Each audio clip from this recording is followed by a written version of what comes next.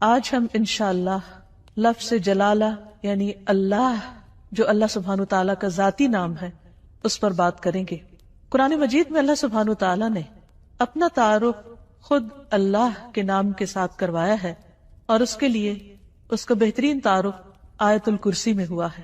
اللہ لا الہ الا ہو الحی القیوم لا تأخذہ سنۃ ولا نوم لہ ما فی السماوات وما فی الارض من ذا الذی یشفع عنده الا بإذنہ یعلم ما بین ایدیہم وما خلفہم ولا يحيطون بشيء من علمه إلا بما شاء وسع كرسيه السماوات والأرض ولا يؤوده حفظهما وهو العلي العظيم۔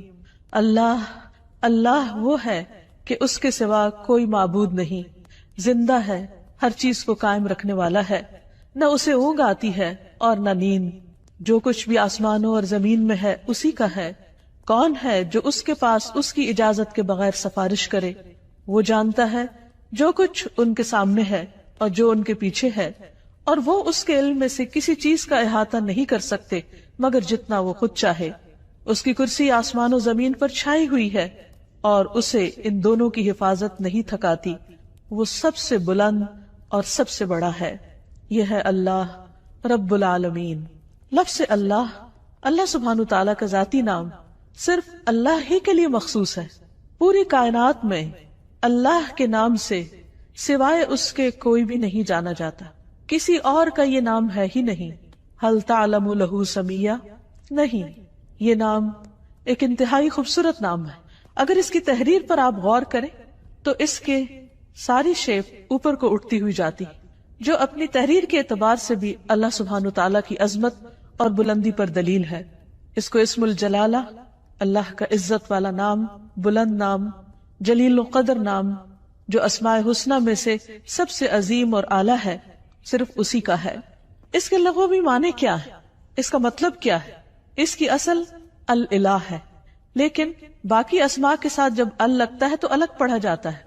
لیکن سبحان اللہ سبحانہ تعالیٰ کے اس نام میں ال اس کا حصہ بن چکا ہے، یعنی اللہ بجائے اس کے کہ ہم کہیں الالہ، وہ خاص الہ، کیا کہا جاتا ہے؟ اللہ۔ عربی لغت میں یہ لفظ 4 معنوں میں استعمال ہوتا ہے۔ نمبر 1 المعبود، یعنی اللہ کون ہے؟ وہ جو معبود ہے، خاص الہ ہے جس کی عبادت کی جاتی ہے۔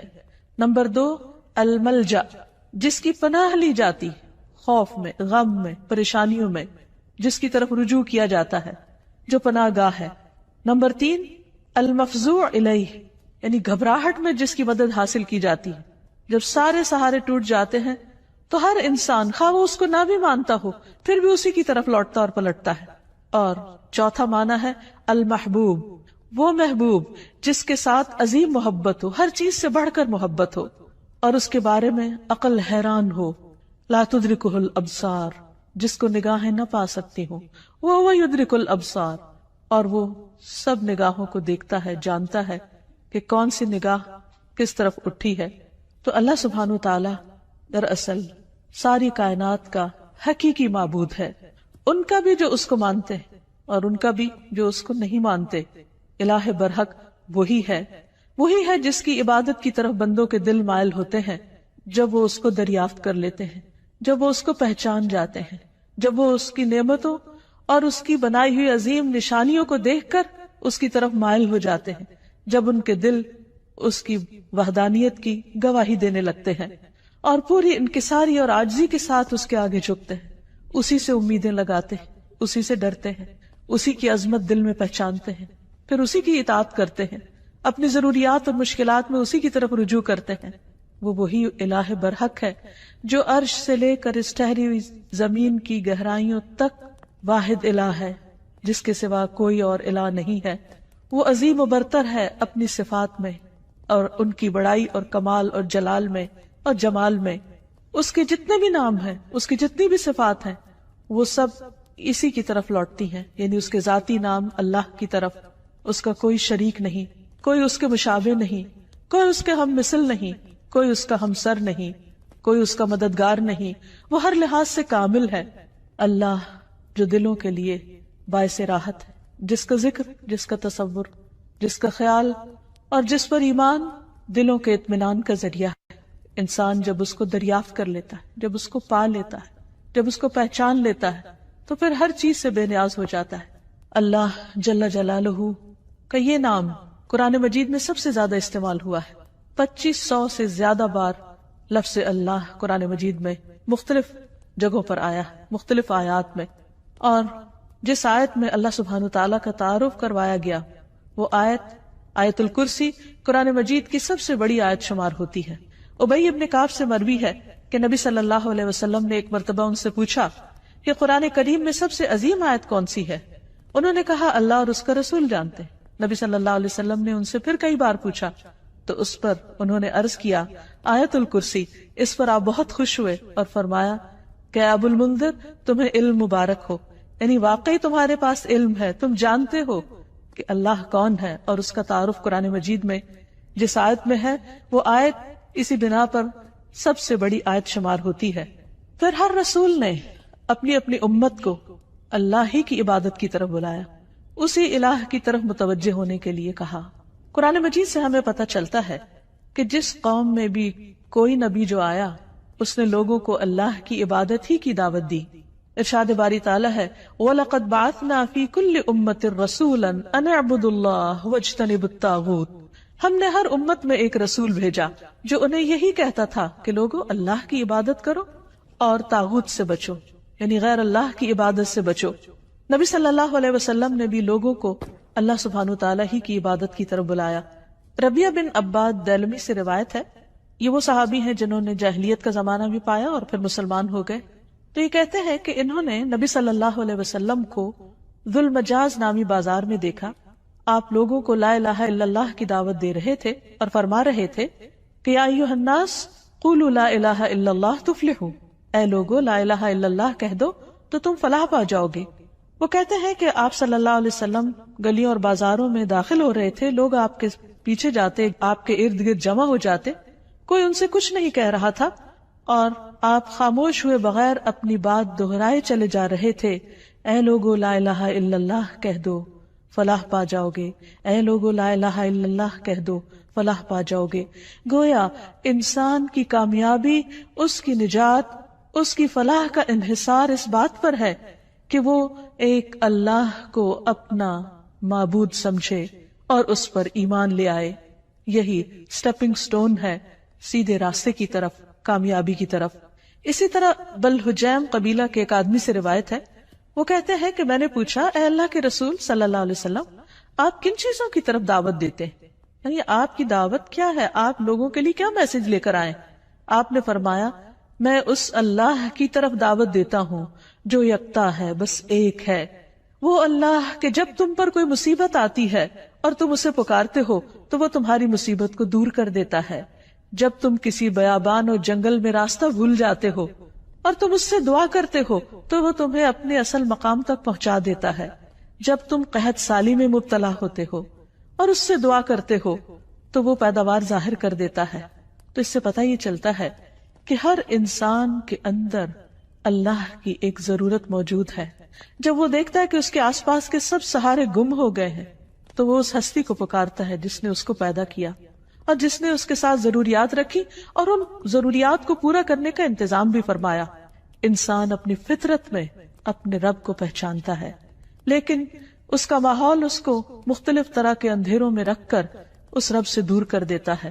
رسول اللہ صلی اللہ علیہ وسلم نے دراصل لوگوں کو انہی اندھیروں سے نکالا، من الظلمات الی النور، من الظلمات الی النور، اندھیروں سے روشنی کی راہ دکھائی اور انہیں اپنے رب کے ساتھ جوڑا۔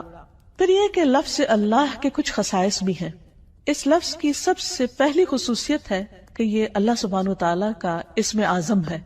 امام غزالی کہتے ہیں کہ جان لو کہ یہ نام 99 ناموں میں سب سے زیادہ عظیم ہے، کیونکہ یہ اس ذات الہیہ پر دلالت کرتا ہے جو تمام صفات الہیہ کو جمع کرنے والی ہے۔ یہ اس ذات کا نام ہے جس کی ساری صفات ہیں، یہاں تک کہ کوئی بھی صفت اس سے جدا نہیں ہوتی، یعنی باقی ساری صفات اسی کی ہیں، یعنی اللہ سبحانہ وتعالی کی۔ پھر ہم دیکھتے ہیں کہ یہ نام ہر حدیث میں وارد ہوا ہے۔ نبی صلی اللہ علیہ وسلم کی جتنی بھی حدیثیں، ان کے شروع میں ہر جگہ آتا ہے قال رسول اللہ صلی اللہ علیہ وسلم یا عن النبی صلی اللہ علیہ وسلم. تو حدیث کا جتنا بھی ذخیرہ ہے، جتنا بھی خزانہ ہے، اس میں سے ہر حدیث میں اللہ سبحانہ وتعالیٰ کا نام آتا ہے، اسی کی طرف نسبت جاتی ہے. پھر اسی طرح تمام اسماء حسنہ کی نسبت اللہ کی طرف ہے. وَلِلَّهِ الْأَسْمَاءُ الْحُسْنَى، اور اللہ ہی کے لیے ہیں سارے اچھے اچھے نام. فَادْعُوهُ بِهَا، بس تم اس کو ان ناموں کے ساتھ پکارو. یعنی کیسے کہا جاتا ہے؟ اللہ کون ہے؟ وہ جو الرحمن، الرحیم، القدوس، السلام ہے. یعنی یہ سب اللہ کے نام ہیں. یہ نہیں کہا جاتا کہ اللہ الرحمن کا نام ہے یا اللہ العزیز کا نام ہے. نہیں، العزیز اور الرحمن دراصل اللہ سبحانہ وتعالیٰ کے نام ہیں یا اس کی صفات ہیں. پھر یہ ہے کہ یہ نام سب سے زیادہ پکارا جاتا ہے. مثلاً دعاؤں کو اگر ہم دیکھیں، نبی صلی اللہ علیہ وسلم نے اللہ سبحانہ وتعالیٰ کو جن ناموں سے پکارا ان میں سب سے زیادہ یہی نام آتا ہے اللہم کے ساتھ. خود درود شریف کا آغاز بھی اللہم کے ساتھ ہوتا ہے. تو اللہ ہے، اللہ تو میم آخر میں جو مشدد ہے، یہ کیا چیز ہے؟ یہ دراصل عربی کا ایک قاعدہ ہے، شروع میں یا کا لفظ لگانے کی بجائے آخر میں میم کا مطلب ہے یہاں پر یا. جیسے ہم کہتے ہیں یا اللہ، تو اسی طرح اللہم کا مطلب ہے اے اللہ. حسن بصری کہتے ہیں اے اللہ دعاؤں کے مرکز. جب مانگنے والا کہتا ہے یا اللہ میں تجھ سے سوال کرتا ہوں، گویا وہ یہ کہتا ہے کہ میں اس اللہ سے دعا کرتا ہوں جس کے سب اچھے اچھے نام ہیں اور جس کے بلند نام اور بلند صفات ہیں. پھر یہ بھی یاد رکھیے کہ مخلوق میں سے کسی کے اندر آج تک جرت نہیں ہوئی کہ وہ اپنا یا کسی اور کا نام اللہ رکھ دے. اللہ سبحانہ وتعالیٰ نے سب کی زبانیں پکڑ رکھی کہ یہ نام اس کے سوا کوئی اور رکھ ہی نہیں سکتا، یہ صرف اسی کی خصوصیت ہے. اور پھر یہ کہ تمام امتیں اس نام سے متعارف ہیں، کوئی اس نام کا انکار نہیں کرتی. پھر اسی طرح ہم دیکھتے ہیں کہ ہماری نماز کے ہر ایکشن میں یہ نام لیا جاتا ہے. مثلا نماز کا آغاز ہوتا ہے تکبیر تحریمہ سے. آغاز میں پہلا لفظ ہی کیا ہے؟ اللہ اکبر، اللہ سب سے بڑا ہے. پھر دعا استفتاح ہے، اس میں آتا ہے سبحانک اللہم و بحمدک، اللہ کا نام ہے. رکوع میں ہم جو دعائیں مانگتے ہیں ان میں سے دعا ہے سبحانک اللہم ربنا و بحمدک. پھر قوما میں جب کھڑے ہوتے ہیں سمع اللہ لمن حمدہ. پھر سجدے میں جاتے ہیں تو کہتے ہیں اللہم لک سجدت، اے اللہ میں نے تیرے لیے سجدہ کیا. پھر تشہد کی دعاؤں میں سے ہے اللہم اغفر لی ما قدمت وما اخرت وما اسررت وما اعلنت، اے اللہ مجھے بخش دے جو بھی میں نے پہلے گناہ کیے، جو بعد میں کیے، جو چھپ کے کیے اور جو ظاہری طور پر کیے.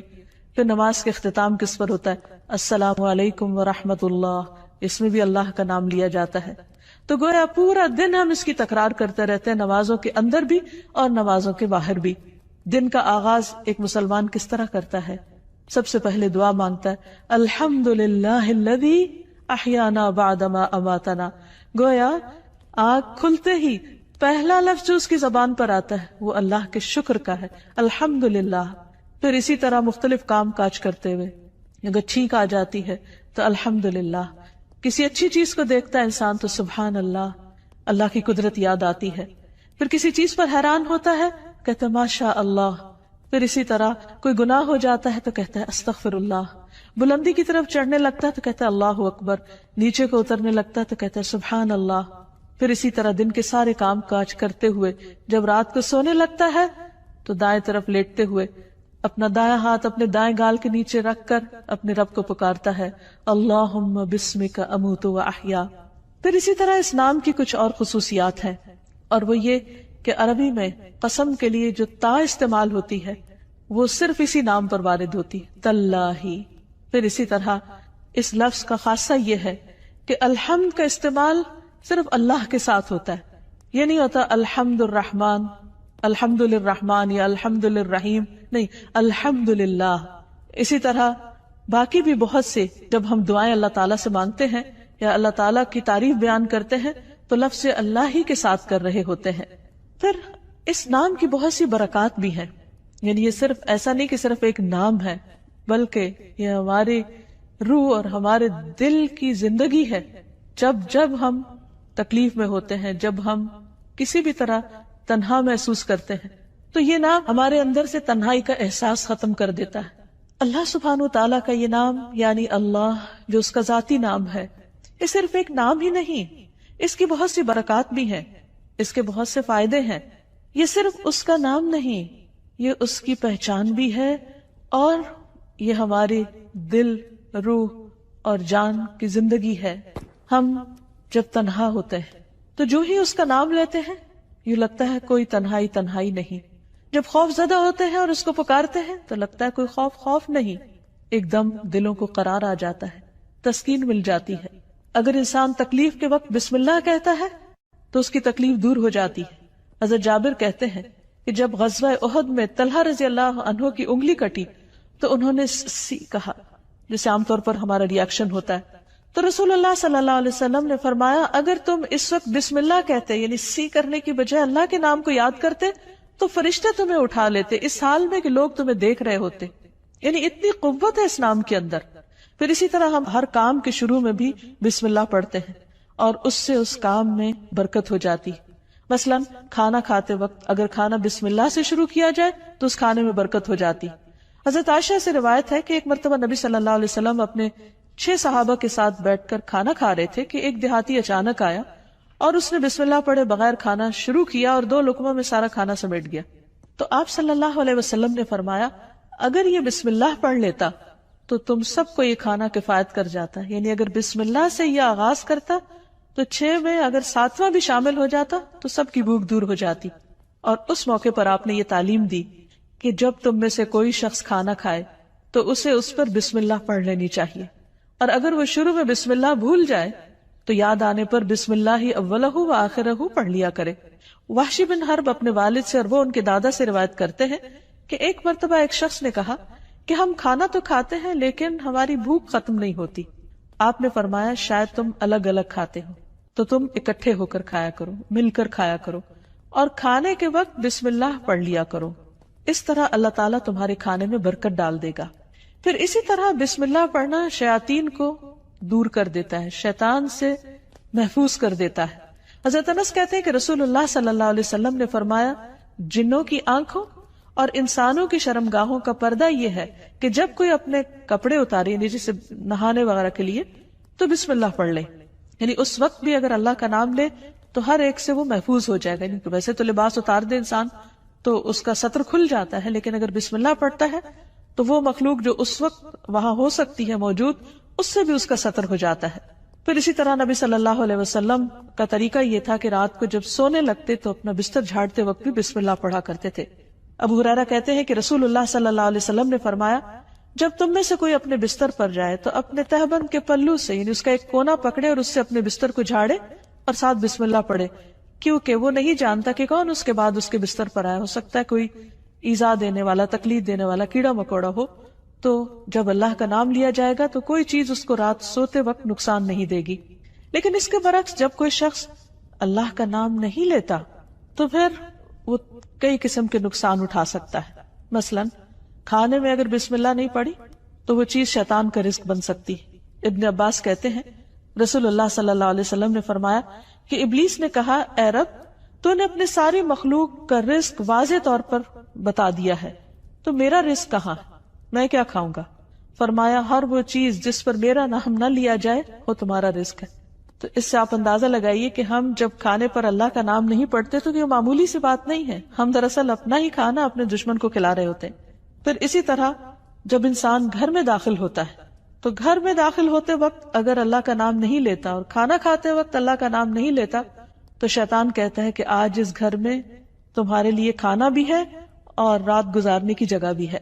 لیکن اگر بسم اللہ پڑھتا ہے انسان تو وہ کہتا ہے کہ آج اس گھر میں نہ کھانا ہے اور نہ تمہاری رات گزارنے کی جگہ ہے. پھر اسی طرح جس مجلس میں اللہ کا نام نہ لیا جائے وہ مجلس قیامت کے دن انسان کے لیے حسرت کا باعث بنے گی. رسول اللہ صلی اللہ علیہ وسلم نے فرمایا جو لوگ کسی جگہ پر مجلس کریں لیکن اس میں اللہ کا ذکر نہ کریں وہ ان کے لیے قیامت کے دن حسرت کا باعث ہوگی. اور جو آدمی کسی راستے پر چلتے ہوئے اللہ کا ذکر نہ کرے وہ چلنا بھی قیامت کے دن اس کے لیے حسرت کا باعث ہوگا. جو آدمی اپنے بستر پر آئے لیکن اللہ کا نام نہ لے وہ اس بستر پر آنا بھی اس کے لیے باعث حسرت ہوگا. یعنی زندگی میں کوئی بھی کام کاج کرتے وقت جب اس کام کاج میں اللہ کا ذکر نہیں ہوتا، اللہ کی یاد نہیں ہوتی، اللہ کا نام نہیں ہوتا تو قیامت کے دن ایسے سارے اعمال انسان کے لیے حسرت و یاس کا ذریعہ بن جائیں گے. کیونکہ جس کام کو انسان بسم اللہ پڑھ کر شروع کرتا ہے وہ کام اس کے لیے عبادت ہو جاتا ہے. کھانا کھانا بظاہر صرف دنیا کا ایک کام ہے، یعنی دنیاوی کام ہے، بظاہر دیکھنے میں کوئی عبادت نہیں ہے، لیکن صرف بسم اللہ پڑھ کر جب آغاز کرتا ہے انسان تو وہ سارا کھانے کا عمل اس کے لیے عبادت بن جاتا ہے. اللہ کا نام لے کر انسان اپنے بستر میں جاتا ہے تو وہ سونا عبادت بن جاتا ہے. وہ واک کر رہا ہے، اللہ کا ذکر کر رہا ہے، گھر سے نکلتا ہے بسم اللہ توکلت علی اللہ پڑھتا ہے، وہ گھر سے نکلنا اس کے لیے عبادت بن جاتا ہے اور اس کو شیاطین کے شر اور دیگر شر سے محفوظ رکھنے کا ذریعہ بن جاتا ہے. اللہ سبحانہ وتعالی نے مختلف چیزوں کے ساتھ اپنے اس نام کو رکھ کر انہیں شرف اور عزت بھی بخشا ہے.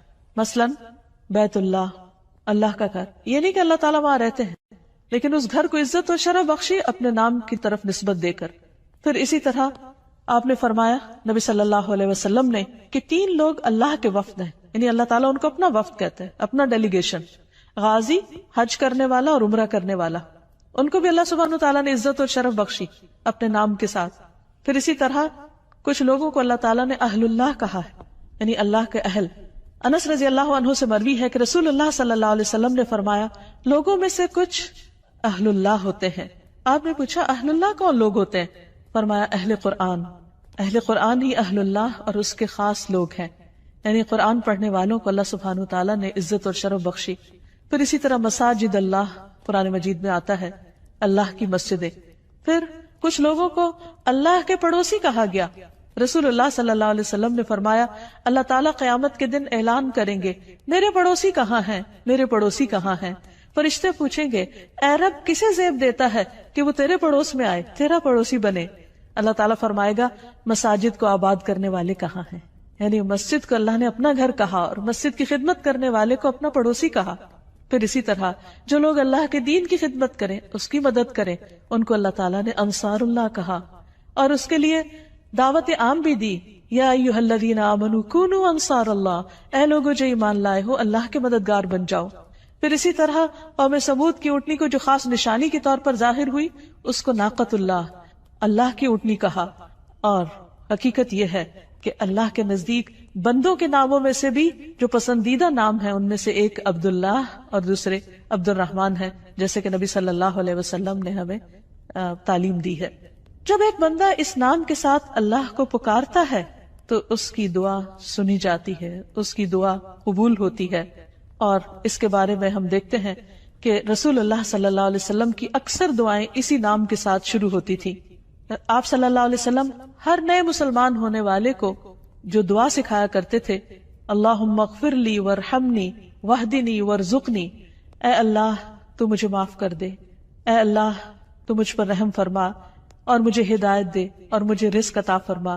پھر اسی نام کے ذریعے جب آپ صلی اللہ علیہ وسلم اللہ کے راستے میں نکلتے، جہاد پر جاتے، تو آپ اسی نام کے ذریعے اللہ تعالیٰ سے مدد چاہتے. زندگی میں انسان پر بہت سی مشکلات اور بہت سی تکلیفیں آتی رہتی، ایسے میں بعض اوقات انسان ڈپریشن کا شکار ہو جاتا ہے، اسے یہ نہیں پتہ چلتا کہ اب وہ کیا کرے. لیکن اس کا حل نبی صلی اللہ علیہ وسلم نے ہمیں بتایا ہے.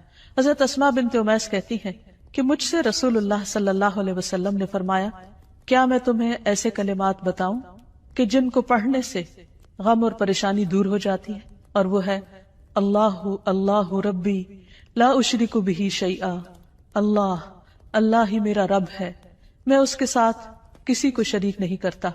جب انسان کثرت سے اس کی تکرار کرتا ہے تو بڑے سے بڑا رنج اور غم دور ہو جاتا ہے، کیونکہ نبی صلی اللہ علیہ وسلم نے جو بھی ہمیں تعلیم دی ہے وہ دراصل اللہ سبحانہ تعالیٰ ہی نے آپ کو دی تھی، اور اسی کی روشنی میں آپ نے وہ تمام چیزیں ہمیں سکھائیں. اسی طرح حضرت یعقوب علیہ السلام پر جب بہت غم آیا بیٹے کی جدائی کا تو انہوں نے بندوں سے شکوہ شکایت نہیں کی، بلکہ کیا کہا انما اشکو بثی وحزنی الی اللہ، انما اشکو بے شک میں شکوہ کرتا ہوں، بثی وحزنی اپنے رنج و غم کا، الی اللہ صرف اللہ کی طرف. اور حقیقت یہ ہے کہ جب انسان ایسی حالت میں اللہ کی طرف رجوع کرتا ہے تو اللہ سبحانہ وتعالیٰ اپنے غیب کے خزانوں سے اس کی مدد کرتا ہے اور اس کو تنہا نہیں چھوڑتا، اس کو تھام لیتا ہے. لفظ اللہ کے ساتھ پکارنا دعاؤں کی قبولیت کا ذریعہ بنتا ہے. ایک اور روایت سے ہمیں پتہ چلتا ہے، عبداللہ بن بریدہ اسلمی اپنے والد سے روایت کرتے ہیں کہ نبی صلی اللہ علیہ وسلم نے ایک شخص کو دعا میں پکارتے ہوئے سنا اللہم انی اسألک بأنی اشہد انک انت اللہ لا الہ الا انت الاحد الصمد الذی لم یلد ولم یولد ولم یکن لہ کفوا احد. تو آپ نے فرمایا قسم ہے اس ذات کی جس کے ہاتھ میں میری جان ہے، اس نے اللہ کے اس نام کے ساتھ دعا کی ہے جس کے ساتھ دعا کی جائے تو قبول کی جاتی ہے، اور اگر سوال کیا جائے تو عطا کر دیا جاتا ہے. یعنی بندہ اپنے رب سے جو کچھ مانگتا ہے رب اسے عطا کرتا ہے. تو جو شخص اپنے الہ حقیقی کو پہچان لیتا ہے پھر وہ اسی سے مانگتا ہے اور اسی کی عبادت کرتا ہے. ایاک نعبد و ایاک نستعین، وہ اسی کی اطاعت اور بندگی کے لیے اسی کو راضی کرنے کی کوشش کرتا ہے، اور اگر اس کو راضی کرنے میں کسی اور کو ناراض بھی کرنا پڑے تو وہ اس سے ڈرتا نہیں، کیونکہ جو اللہ کو راضی کرتا ہے اللہ سبحانہ وتعالیٰ اس کی حفاظت کرتے ہیں، اور جو بندوں کو راضی کرنے کے لیے اللہ کو ناراض کر دیتا ہے پھر اللہ تعالیٰ اسے بندوں کے حوالے کر دیتے ہیں. ہمارے لیے یہ بہت اہم ہے کہ ہم اپنی پوری زندگی اللہ رب العالمین کے سپرد کریں، اسی کی اطاعت اور فرما برداری میں گزاریں، جیسا کہ اللہ سبحانہ وتعالیٰ نے نبی صلی اللہ علیہ وسلم کو حکم دیا، قل ان صلاتی ونسکی ومحیای ومماتی للہ رب العالمین لا شریک لہ وبذلک امرت وانا اول المسلمین. آپ کہہ دیجئے میری نماز، میری قربانی، میرا جینا اور میرا مرنا سب اللہ رب العالمین کے لیے ہے، اس کا کوئی شریک نہیں. مجھے اسی بات کا حکم دیا گیا ہے اور میں سب سے پہلے فرما بردار ہوں، سب سے پہلے مسلمان ہوں. یعنی کسی بھی قسم کی عبادت، خواہ وہ جانی ہو یا مالی ہو، زندگی کا کوئی بھی کام ہو، سب کا سب اللہ کی رضا کے لیے ہونا چاہیے. جیسا کہ ابراہیم علیہ السلام نے اپنے آپ کو اللہ کے سپرد کیا تھا، اللہ کی اطاعت کی تھی. اذ قال لہ ربہ اسلم قال اسلمت لرب العالمین، جب اس کے رب نے کہا کہ تم اپنے رب کے حوالے کر دو اپنے آپ کو، تو انہوں نے کیا کہا کہ میں رب العالمین کا فرما بردار ہو گیا. ایسا ہی دین دراصل اللہ کا مطلوب دین ہے کہ بندہ اپنے آپ کو اللہ کے حوالے کرے، اسی کا فرما بردار بن جائے، اسی کا اطاعت گزار بن جائے. ارشاد باری تعالیٰ ہے وَمَنْ أَحْسَنُ دِينًا، اس سے اچھا دین کس کا ہو سکتا ہے، ممن اسلم وجہہ للہ، جس نے اپنا آپ اللہ کے حوالے کر دیا، اپنا چہرہ اللہ کے لیے تابع کر دیا، اس کے آگے جھک گیا، اس کی بات کے آگے، اس کے حکم کے آگے. وَهُوَ مُحْسِنٌ، اور وہ محسن بھی ہے، ہر کام کو بہت اچھی طرح کرنے والا ہے. وَاتَّبَعَ مِلَّةَ إِبْرَاهِيمَ حَنِيفًا، اور اس نے ملت ابراہیم کی پیروی کی. وَاتَّخَذَ اللَّهُ إِبْرَاهِيمَ خَلِيلًا، اور اللہ نے ابراہیم کو اپنا دوست بنا لیا. تو جو شخص اللہ کی اطاعت اور فرما برداری کرتا ہے وہ اللہ کا خاص بندہ بن جاتا ہے، اور جو اللہ کا خاص بندہ ہوتا ہے وہ دنیا میں سب سے زیادہ خوش قسمت ہوتا ہے، کیونکہ اسے دنیا کے کسی بڑے کا فیور نہیں، اللہ کا فیور اور اللہ سبحانہ تعالیٰ کی رحمت اور بخشش اور عنایت اور رضا اس کو حاصل ہو جاتی ہے. اور اس سے بڑی کیا چیز ہو سکتی ہے اس شخص کے لیے جو اللہ کو اپنا رب مانتا ہو. اسی لیے ایسا بندہ جب رات کو سونے لگتا ہے تو اپنا سب کچھ اللہ کے سپرد کر دیتا ہے، اور یوں اللہ سبحانہ تعالیٰ کے آگے عاجزی اور فریاد کرتا ہے، اللہم اسلمت نفسی الیک ووجہت وجہی الیک وفوضت امری الیک والجأت ظہری الیک رغبتا ورہبتا الیک لا ملجا ولا منجا منک الا الیک آمنت بکتابک الذی انزلت وبنبیک الذی ارسلت. اے اللہ، میں نے اپنی جان تیرے سپرد کی، اپنا چہرہ تیری طرف کر لیا، اپنا معاملہ تیرے سپرد کر دیا، جتنے بھی پریشانیاں غم اور ہم ہیں